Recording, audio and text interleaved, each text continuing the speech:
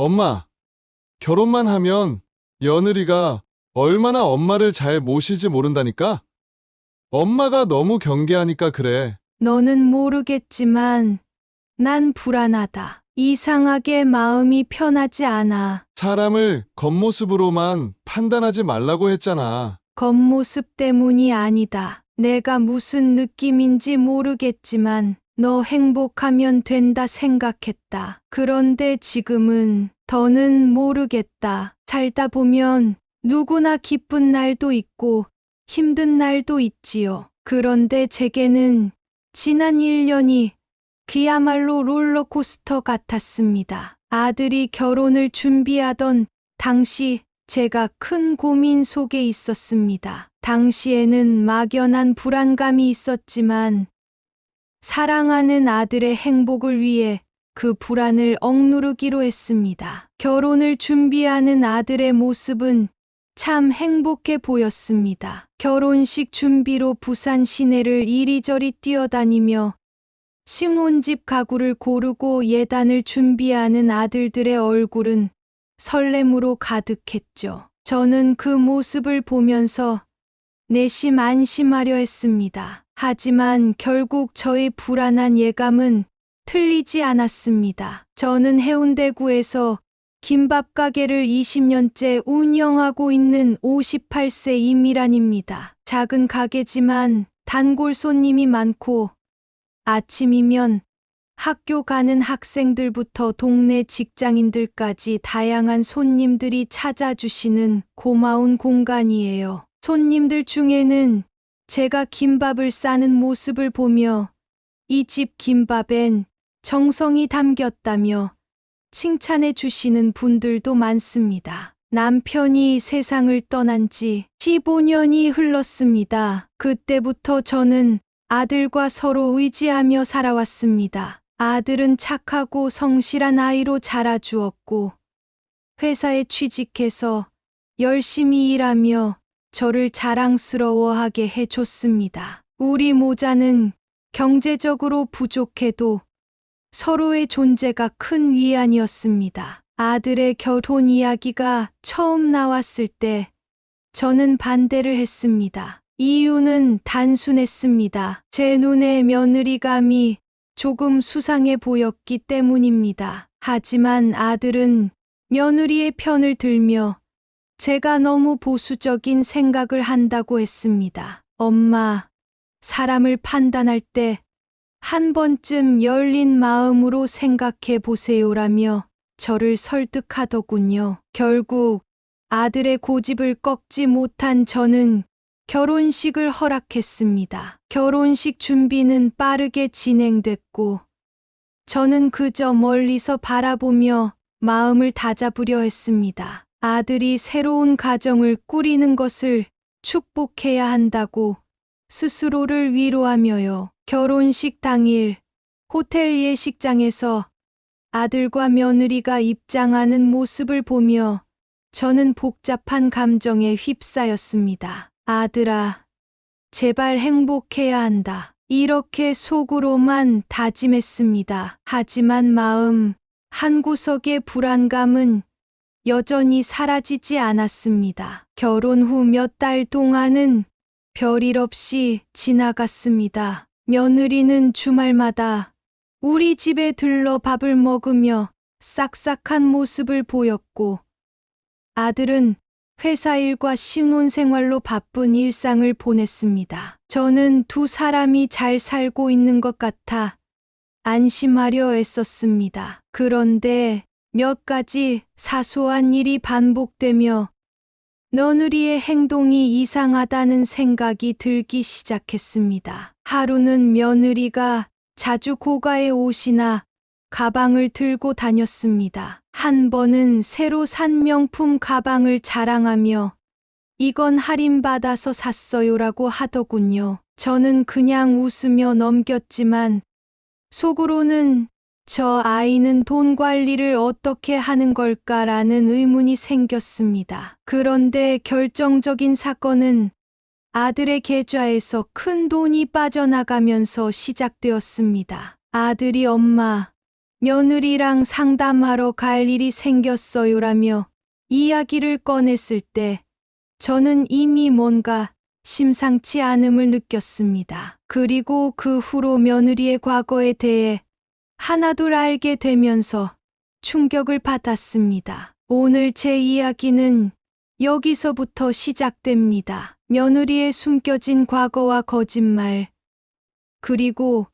그로 인해 가족의 신뢰가 완전히 무너지게 된 과정까지 하나하나 말씀드리겠습니다. 지금은 아들과 함께 다시 일어서기 위해 노력하고 있습니다. 가족이라는 이름 아래 얼마나 많은 상처와 고통을 견뎌야 했는지 말씀드리면서 여러분의 따뜻한 조언과 격려를 받고 싶습니다. 저의 이야기가 끝난 뒤 여러분도 비슷한 경험이 있으시다면 댓글로 공유해 주시면 감사하겠습니다. 구독과 좋아요는 큰 힘이 됩니다. 오늘의 이야기가 누군가에게는 작은 위로가 되기를 바랍니다. 끝까지 함께 해주세요. 저는 아들과 서로 의지하며 단란하게 살아왔습니다. 남편이 세상을 떠난 지 벌써 15년이 흘렀지만 그동안 아들이 곁에서 큰 힘이 되어 주었기에 외롭거나 두렵지 않았습니다. 혼자가 된 후에도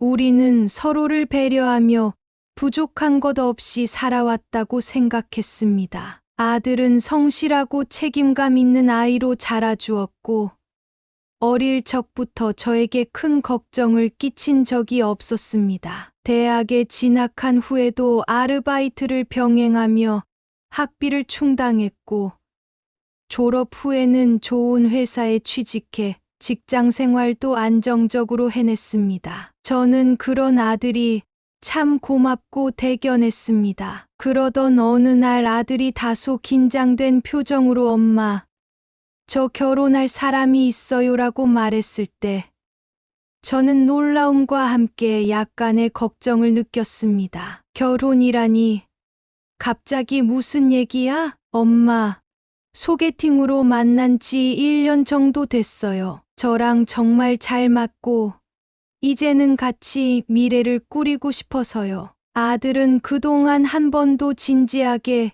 여자친구 이야기를 꺼낸 적이 없었기에 저는 잠시 말을 잇지 못했습니다. 한편으로는 기쁘면서도 마음 한구석이 편치 않았습니다. 아들이 말하는 여자친구가 어떤 사람일지, 그리고 우리 가족과 잘 어울릴 수 있을지 걱정이 앞섰기 때문입니다. 며느리를 처음 만났던 날이 지금도 기억납니다. 밝은 미소를 지으며 어머니, 안녕하세요. 말씀 많이 들었어요라고 인사하던 모습은 참 단정하고 예의 바르다는 인상을 주었습니다. 하지만 어딘가 묘하게 거리감이 느껴졌습니다. 이유를 정확히 알 수는 없었지만 생각해보니 그때의 느낌은 단순한 착각이 아니었습니다. 그 후 결혼 준비는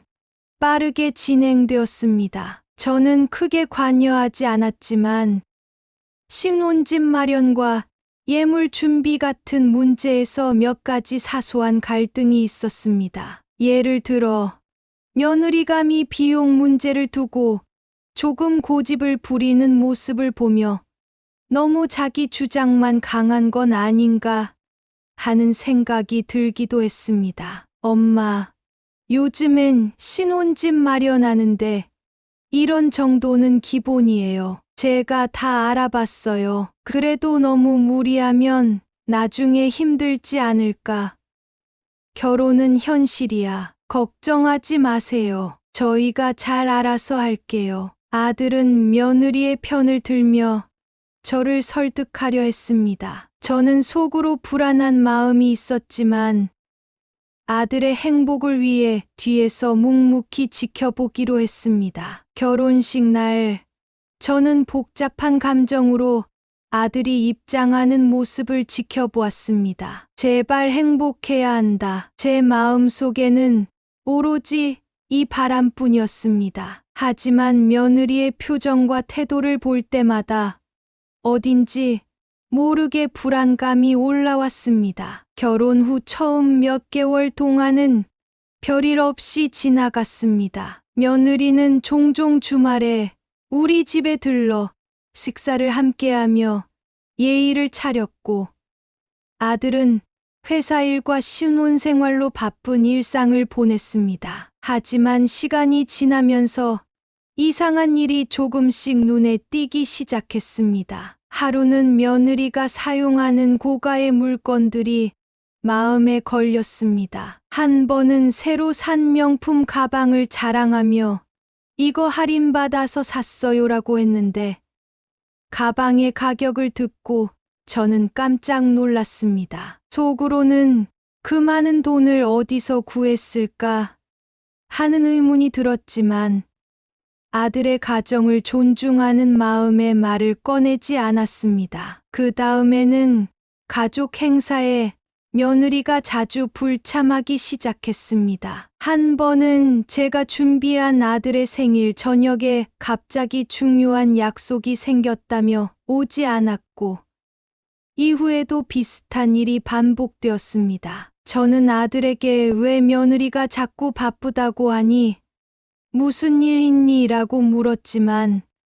아들은 엄마, 요즘 회사 일이 너무 바쁜 것 같아요 라고 하더군요. 결정적인 사건은 아들의 계좌에서 큰돈이 빠져나간 일이었습니다. 어느 날 아들이 갑자기 제게 전화를 걸어왔습니다. 엄마, 큰일 났어요. 제 통장에서 갑자기 돈이 빠져나갔어요. 무슨 말이야?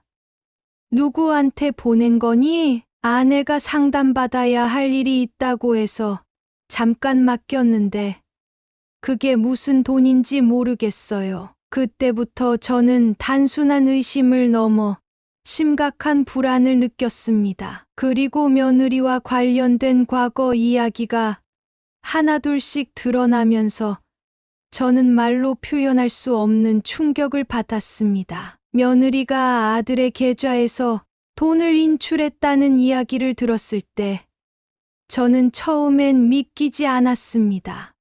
설마 그 아이가 그럴 리가 없는데 무슨 착오가 있는 거겠지.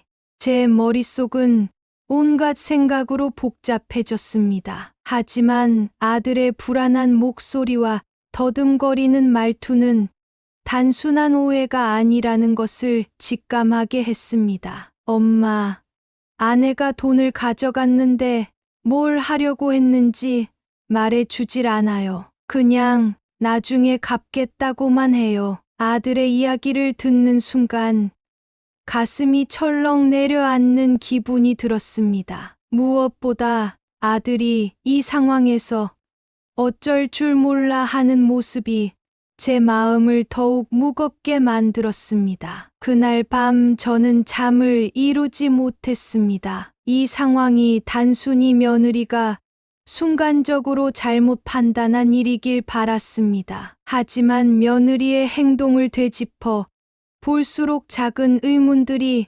머릿속에서 꼬리를 물고 이어졌습니다. 며느리가 결혼 준비 과정에서 고가의 물건을 고집했던 일, 결혼 후에도 계속 명품 가방이나 옷을 자랑하던 일, 그리고 자주 가족 행사를 피했던 일이 떠올랐습니다. 저는 스스로에게 혹시 처음부터 뭔가 잘못된 게 아니었을까라고 묻게 되었습니다. 며칠 후, 저는 며느리와 직접 이야기를 나누기로 결심했습니다. 아들이 직장에 간 사이 며느리를 집으로 불렀습니다. 차 한 잔을 내오며 차분히 말을 꺼냈습니다. 며느라, 내가 아들의 계좌에서 돈을 인출했다는 얘기를 들었어. 무슨 이유인지 나도 알고 싶구나. 며느리는 처음엔 당황한 표정을 지었지만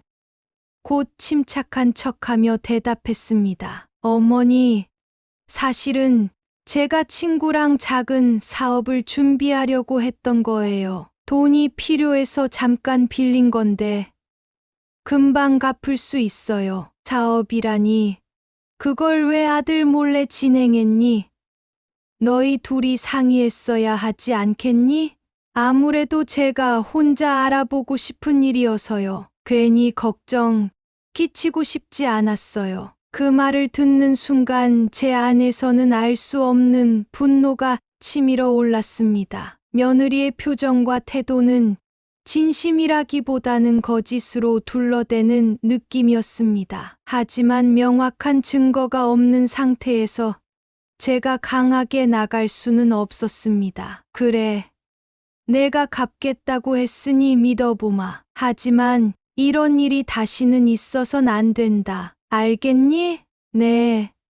어머니, 죄송해요. 다음부턴 조심할게요. 며느리는 그렇게 고개를 숙였지만 저는 그날 이후 며느리를 더 의심하게 되었습니다. 며칠 뒤 상황은 더 심각해졌습니다. 아들의 회사 동료 중 한 명이 저에게 전화를 걸어왔습니다. 처음에는 그저 안부를 묻는 전화라 생각했지만 그녀가 꺼낸 이야기는 제 심장을 뛰게 했습니다. 어머니, 저 이런 말씀 드려도 될지 모르겠지만 며느리분과 관련된 소문이 회사에 돌고 있어서요. 혹시 알고 계세요? 소문이라뇨? 무슨 소문이요? 며느리분이 과거에 한 번 결혼하셨다가 이혼하셨다는 이야기가 있어요. 그리고 그 일로 문제가 좀 있었다는 소문도 들리네요. 그 말을 듣는 순간 제 머릿속이 하얘졌습니다. 며느리가 과거에 결혼한 적이 있었다니. 그것도 아들에게는 아무 말 없이 결혼했다는 사실이 믿기지 않았습니다. 전화를 끊고 나서도 한동안 멍하니 앉아 있을 수밖에 없었습니다. 머릿속에는 온갖 질문이 떠올랐습니다. 아들은 이 사실을 알고 있을까? 아니면 나처럼 전혀 모른 채 결혼을 한 걸까? 저는 곧바로 아들에게 전화를 걸어 이 이야기를 물었습니다. 아들아, 혹시 회사에서 들리는 소문에 대해 알고 있는 게 있니? 소문이라니요. 무슨 말이에요? 며느리가 전에 결혼을 했었다는 얘기를 들었어. 너는 알고 있었니? 뭐라고요? 그게 정말이에요. 저는 전혀 몰랐어요. 아들의 당황한 목소리를 들으며 제 가슴은 더욱 미어지는 것 같았습니다. 저는 아들이 며느리와 대화를 나눠보도록 부탁했지만 마음은 점점 불안해졌습니다. 며느리와 대화를 통해 과거 결혼 사실을 확인했을 때 저는 분노를 억누를 수 없었습니다. 며느라, 왜 그런 중요한 걸 숨겼니? 내가 진심으로 아들과 가정을 꾸릴 마음이 있었다면 이런 사실을 미리 말했어야지. 어머니, 정말 죄송해요. 저는 그 이야기가 필요 이상으로 문제를 만들까봐 말하지 못했어요. 이제는 다 끝난 일이니까 괜찮을 줄 알았어요. 며느리가 말하는 다 끝난 일은 결코 그렇게 간단한 문제가 아니었습니다. 과거 며느리의 결혼은 단순한 결혼과 이혼의 문제가 아니라 재산과 관련된 소송 문제까지 얽혀 있었고, 그로 인해 상대방 가족과의 심각한 갈등이 있었다는 사실이 밝혀졌습니다. 며느리의 전 남편이 며느리를 상대로 제기한 소송 자료를 통해 저는 며느리가 결혼 생활 중 상대방의 재산을 관리하는 과정에서 많은 문제를 일으켰다는 이야기를 알게 되었습니다. 너는 우리 가족에게도 똑같은 일을 반복하려 했니? 이 결혼이 진정으로 사랑에서 시작된 게 맞니? 며느리의 앞에서 저는 차마 더 이상 말을 잇지 못하고 방으로 들어가 버렸습니다. 그 후 밝혀진 결혼 사기의 증거들과 며느리의 행동은 제 마음속에 남아있던 정마저 무너뜨렸습니다. 이제는 단순히 감정의 문제가 아니라 가족 전체의 생존과 신뢰가 걸린 싸움이었습니다. 며느리의 거짓말과 과거가 밝혀진 뒤 우리 가족의 일상은 더 이상 예전으로 돌아갈 수 없게 되었습니다. 아들은 며칠 동안 방에 틀어박혀 아무것도 하지 않았습니다. 회사에 병가를 내고 침대에서 일어나지도 못한 채 혼란스러워했습니다. 제가 밥을 차려 문 앞에 놓아두면 그대로 식은 밥이 남아있곤 했습니다. 아들아, 밥이라도 먹어야지. 이러다 쓰러진다. 엄마, 그냥 좀 내버려 두세요. 아무것도 하고 싶지 않아요. 문 밖에서 들리는 아들의 목소리는 한없이 무기력했습니다. 사랑했던 사람에게 배신당한 충격이 얼마나 컸을지 짐작조차 되지 않았습니다. 밤이면 아들의 방에서 낮게 흐느끼는 소리가 들려올 때마다 제 마음은 찢어질 듯 아팠습니다. 저는 밤마다 침대에 누워 눈을 감고 되뇌었습니다. 내가 그때 아들의 결혼을 막았다면 이런 일은 벌어지지 않았을까? 하지만 그렇게 했다면 아들이 나를 원망하지 않았을까? 이제 와서 무슨 소용이란 말인가? 며칠 뒤 며느리와 직접 대화를 나누기로 결심했습니다. 더 이상 미루면 상황은 악화될 뿐이라는 생각이 들었기 때문입니다. 아들과 며느리를 모두 불러 앉힌 자리에서 저는 차분히 입을 열었습니다. 며느라, 내가 우리 가족에게 저지른 일들에 대해 이야기해야 할 것 같구나. 이 문제를 더는 묻어둘 수는 없어. 며느리는 처음에는 당황한 표정을 지었지만 곧 태연한 척하며 대답했습니다. 어머니, 저는 그런 의도가 아니었어요. 정말 죄송해요. 그냥 솔직히 말할 기회를 놓쳤을 뿐이에요. 그 말을 듣는 순간 제 속은 끓어올랐습니다. 기회를 놓쳤다고? 결혼 전에 솔직히 말하지 않은 건 기회를 놓친 게 아니라 거짓말을 선택한 거야. 그걸 변명이라고 하는 거니? 며느리는 고개를 떨구며 눈물을 흘렸습니다. 어머니, 저는 아드님을 정말 사랑했어요. 제 과거를 말하면 우리 관계가 깨질까봐 무서웠을 뿐이에요. 하지만 그 말은 저를 더 분노하게 만들었습니다. 사랑은 신뢰가 바탕이 되어야 하는 거야. 내가 진정 사랑했다면 왜 진실을 숨겼니?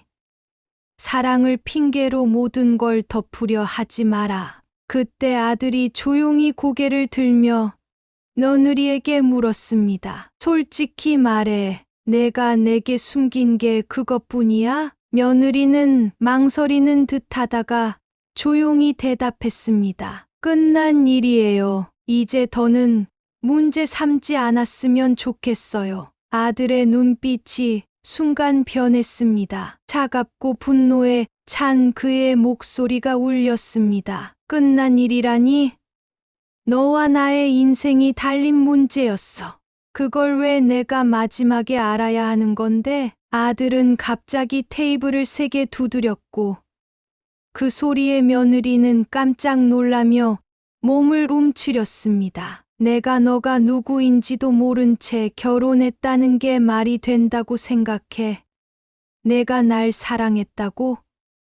그 사랑은 거짓말이었어. 며느리는 눈물을 흘리며 입을 열었지만 아들은 그녀의 말을 끊으며 단호히 외쳤습니다. 사랑은 신뢰야. 넌 나를 사랑한 게 아니라 그저 이용한 거야. 대화는 끝내 화해로 이어지지 못했습니다. 며느리는 눈물을 흘리며 자리를 떠났고 아들은 그날 이후 며느리와의 대화를 완전히 끊어버렸습니다. 며느리가 집을 떠난 뒤 상황은 더욱 심각해졌습니다. 변호사를 통해 며느리의 과거를 더 깊이 조사한 결과 그녀가 과거 결혼해서 시댁과의 관계를 속였다는 사실이 밝혀졌습니다. 며느리 리는 자신의 지인들을 시댁이라고 속여 결혼식을 진행했으며 이후 상대방의 재산 문제로 소송까지 이어졌던 것이었습니다. 저는 변호사에게 이 문제를 상담하며 물었습니다. 그렇다면 지금 우리 아들을 지키려면 어떻게 해야 하나요? 변호사는 단호히 말했습니다. 지금까지 밝혀진 사실만으로도 충분히 소송을 제기할 수 있습니다. 가장 중요한 건 재산 보호 조치입니다. 아드님의 계좌와 재산을 법적으로 안전하게 보호해야 합니다. 며느리를 마지막으로 불렀을 때 거실에는 며느리의 과거와 관련된 모든 증거가 깔려 있었습니다. 며느리는 처음에는 당황한 표정을 지었지만 이내 표정을 굳히며 태도를 바꾸었습니다. 왜 저를 이렇게까지 몰아붙이세요? 저는 잘못한 건 맞지만 이렇게까지 할 필요가 있나요? 저는 그 말을 듣고 참았던 분노가 폭발했습니다. 왜냐고? 내가 우리를 완전히 속였잖아. 내가 한 짓이 단순히 실수라고 생각해. 우리 가족의 신뢰를 완전히 무너뜨렸어.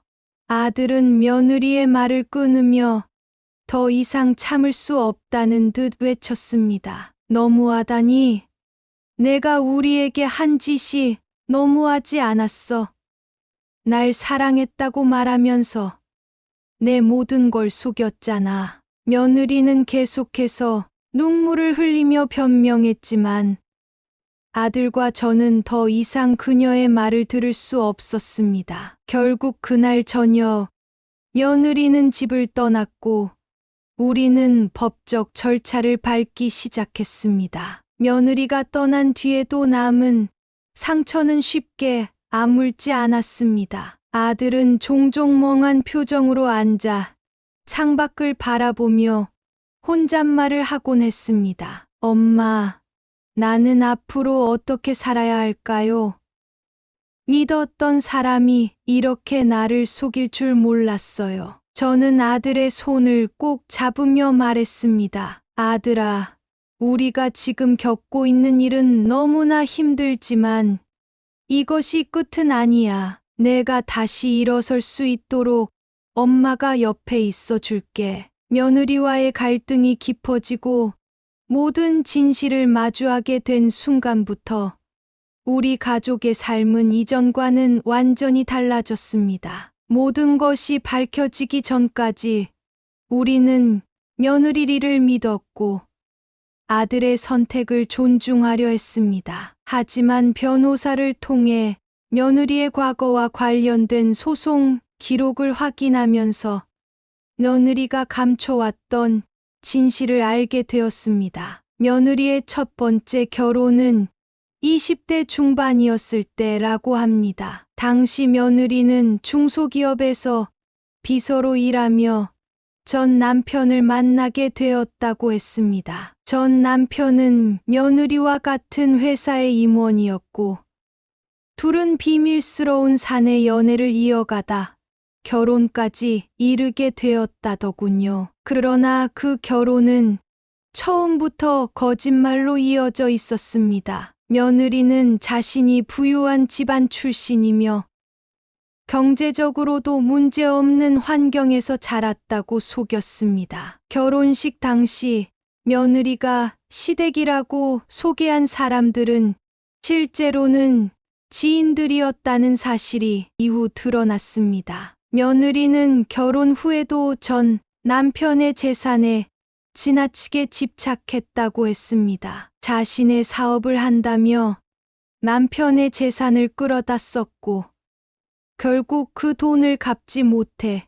이혼을 하게 되었다고 합니다. 전 남편 측에서 소송을 제기한 이유도 바로 재산 문제였습니다. 그 과정에서 며느리는 결혼 생활에 불만을 느끼고 이혼을 요구했다고 했습니다. 며느리의 주장에 따르면 전 남편은 감정적으로 무관심했고 자신은 외로움에 시달렸다고 했습니다. 하지만 소송 자료에는 며느리가 경제적인 문제를 회피하기 위해 이혼을 서둘렀다는 점이 명확히 나와 있었습니다. 며느리는 전 남편과의 이혼이 끝난 뒤 한동안 혼자 지내다가 소개팅을 통해 저희 아들을 만나게 되었다고 했습니다. 아들과 만난 건 정말 우연이었어요. 저도 새로운 시작을 하고 싶었거든요. 며느리가 처음 이렇게 말했을 때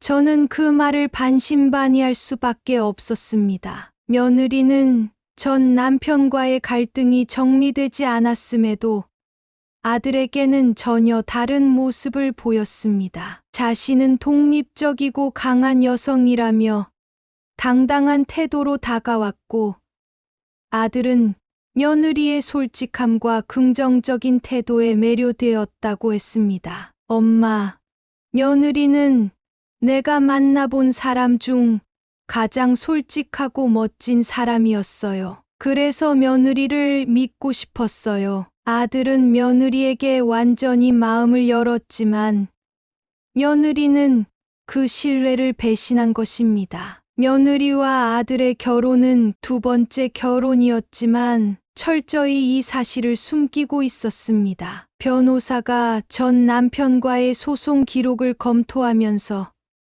우리는 며느리의 행동이 단순한 실수가 아니라 반복적인 패턴임을 깨닫게 되었습니다. 며느리와의 법적 공방은 예상보다 길고 복잡한 싸움이었습니다. 처음에는 모든 혐의를 부인하며 결백을 주장했습니다. 저는 그 돈을 빼돌리려던 게 아니에요. 그냥 사업 때문에 잠깐 빌린 거예요. 며느리의 말은 이미 밝혀진 증거 앞에서 설득력을 잃고 있었습니다. 아들의 계좌에서 빠져나간 돈이 며느리의 개인 계좌로 옮겨진 사실은 은행 기록으로 명확히 드러났습니다. 변호사는 법적 대응을 통해 며느리가 가져간 돈을 되찾을 수 있다고 했습니다. 하지만 그 과정은 쉽지 않았습니다. 합의 과정에서 며느리는 모든 혐의를 부인하다가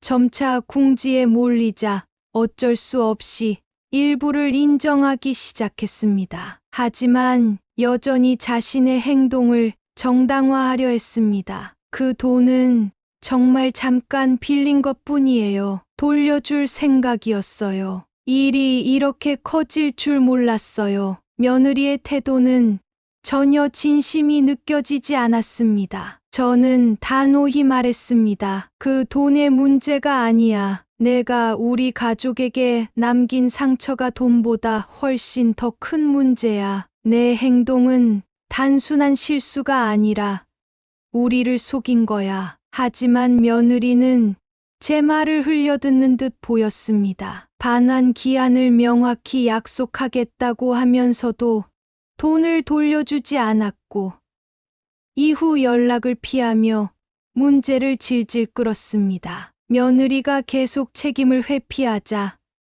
아들과 저는 법적 조치를 강화하기로 했습니다. 변호사는 이혼 소송과 함께 재산 반환 청구 소송을 동시에 진행할 것을 제안했습니다. 이미 계좌 추적 기록과 증거는 충분합니다. 재산 반환 문제와 이혼 소송을 함께 진행하면 더 강력한 대응이 가능합니다. 저는 변호사에게 물었습니다. 이 과정을 더 빨리 끝낼 방법은 없을까요? 아들이 이 문제로 너무 힘들어합니다. 변호사는 고개를 저으며 답했습니다. 상대방이 자발적으로 협조하지 않는 이상 법적 절차가 필요합니다. 시간이 걸리더라도 단호히 대응해야 합니다. 아들은 며느리와의 대화를 완전히 끊었습니다. 며느리에게서 온 메시지나 전화를 모두 무시했고, 며느리와 대면할 때도 단 한마디의 말조차 하지 않았습니다. 엄마, 더는 이야기하고 싶지 않아요. 그냥 빨리 끝났으면 좋겠어요. 그 말을 하며 아들은 고개를 떨궜고 저는 아들의 어깨를 감싸 안으며 속으로 울었습니다. 며느리는 소송이 진행되는 동안에도 여전히 책임을 회피하려 했습니다. 반환해야 할 돈에 대해 지금 당장은 어렵다라며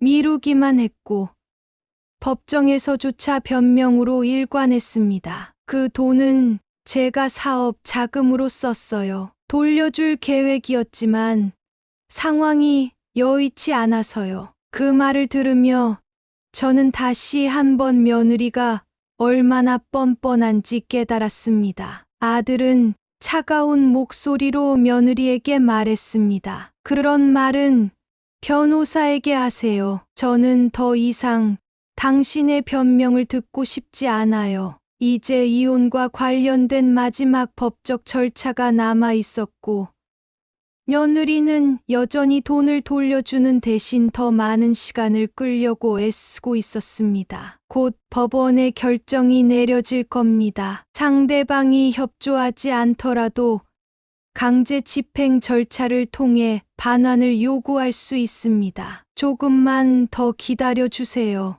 라고 변호사님이 말씀하시더라고요. 법적 공방이 끝나고 이제 우리는 모든 문제를 정리하고 새로운 시작을 준비하고 있습니다. 아들은 회사로 돌아가 일에 몰두하기 시작했고 저는 그동안에 힘들었던 시간들을 뒤로하고 집과 가게를 정리했습니다. 어느 날 아들은 조심스럽게 제게 말을 꺼냈습니다. 엄마, 회사에서 서울 본사로 발령이 났어요. 한동안 서울에 있어야 할 것 같아요. 저는 놀랐지만 아들의 얼굴에서 오랜만에 결심과 의지가 느껴졌습니다. 잘 생각했구나, 아들아. 서울에 가서 내 일에 집중하고 새로운 삶을 꾸려보는 것도 좋을 것 같아. 엄마는 여기서 내가 잘 지낼 수 있도록 응원할게.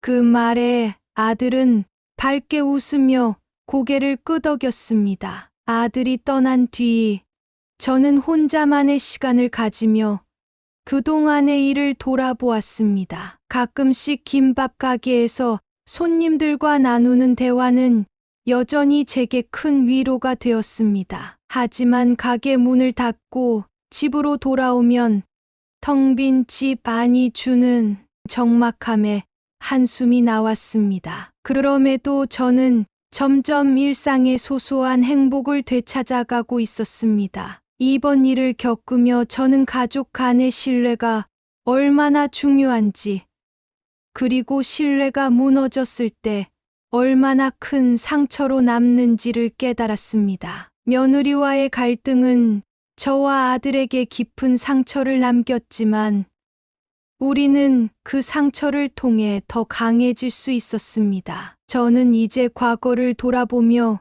후회하기보다는 새로운 시작을 위해 나아가고 있습니다. 아들은 자신의 삶을 새롭게 꾸리고 있고 저는 제게 주어진 하루하루에 감사하며 살아가고 있습니다. 여러분께 부탁드리고 싶습니다. 만약 비슷한 일을 겪고 계시다면 혼자 아파하지 마세요. 가족이나 친구 또는 전문가의 도움을 요청하세요. 그리고 자신의 감정을 솔직히 표현하는 것을 두려워하지 마세요. 오늘 제 이야기가 여러분에게 작은 위로와 교훈이 되길 바랍니다. 이야기를 끝까지 들어주셔서 감사합니다. 저의 이야기가 공감되셨다면 구독과 좋아요를 부탁드립니다. 여러분의 따뜻한 댓글과 격려는 저와 아들에게 큰 힘이 될 것입니다.